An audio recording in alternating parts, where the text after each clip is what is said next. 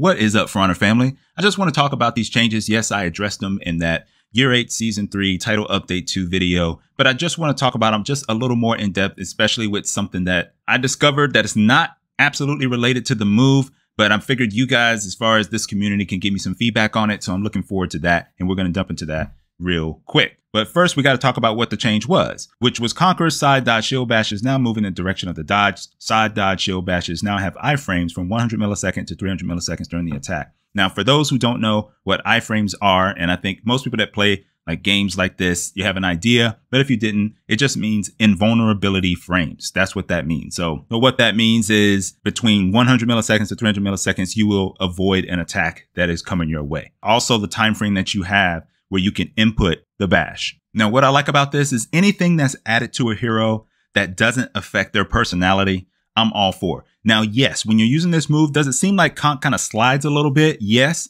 But also you notice how when you use the move, it does move towards that side in which you're doing the attack. And you can use that to your advantage, especially when you're in a team fight and you're just trying to kind of edge away from the madness that might be taking place to your opposite side. So if you're dodging left and you want to give a little extra space, then this move can help you, because once you input that bash, you actually move a little bit more to the side of that bash. And as you can see here, I'm inputting at 100 milliseconds, and then I'm trying to input a little later. So you can see like the timing difference that you can do the bash. And then I want to show you how it was previously, as you see here.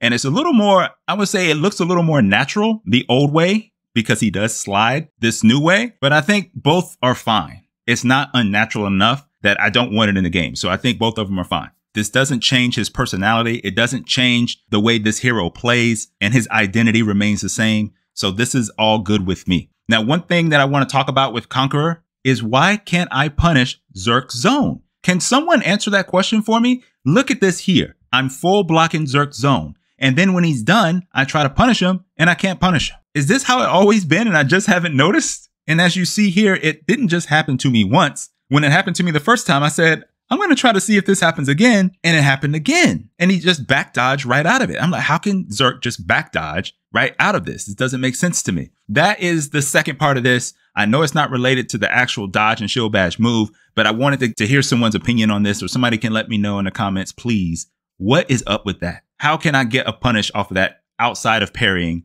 or is parrying the only way I can get that punish on Zerk's zone if I'm Conk? Okay, so now let's talk about Aramusha's change. Aramusha Ring the Bell can now be target swapped. The good thing about this is that they should have been able to do this when they initially changed Ring the Bell. And even JC said that this was more of a bug fix more than anything, because you should be able to target swap it. Now you can. The issue is the range. The range sucks. You know how Highlander goes halfway across the map to grab you? I need Ring the Bell to have a medium between Highlander and what he can do now. You know, just give it a little more distance. I think it needs a little more distance, and then it makes it that much better, especially if you're using his tier 2, because in that way he won't get interrupted, since it does pin, and he also gets stuck in that animation for a little bit. So it takes him a little bit to recover. But it is a positive that he has it. It's just minute. And even when I was using it, it didn't really feel that great. I didn't feel like I was really accomplishing too much in the moment. But I'm sure there's other people that have had good moments where they've used it and it's worked out very successfully for them. But for me, I'm waiting for them to do a little bit more. And they did say they're looking into it. So hopefully they address it and give us a little bit more to this move as far as distance is concerned. I'm not asking for any changes to the damage. I think 12 damage is fine. So we'll have to wait and see what they come up with. Well, that's all I have for this one. Just wanted to touch on these changes a little bit more since I got my hands on them now, versus right after the den when I was just spewing out the information as to the change. But now that I've played it, I have a better feel about it. And I played like 8 straight matches with Aramusha and about 8 straight matches with Conk. Good feel of them now, because, you know, anytime you switch heroes, it takes you a little time to kind of get into the rhythm and remember exactly how to play and take advantage of different things. So it had been a while, but I like them both. I like Conk's better. They're going to update Aramusha in the future. Going back to my initial question with Conk, somebody tell me why I can't punish Zerk's zone, please. I'll catch y'all on the next one. Thank you for tuning in. There's so many videos you can tune into. You stop by and tune into the channel today to listen to this one. Much appreciated. Let me know your thoughts on these changes and more. I'll catch y'all on the next one. Peace.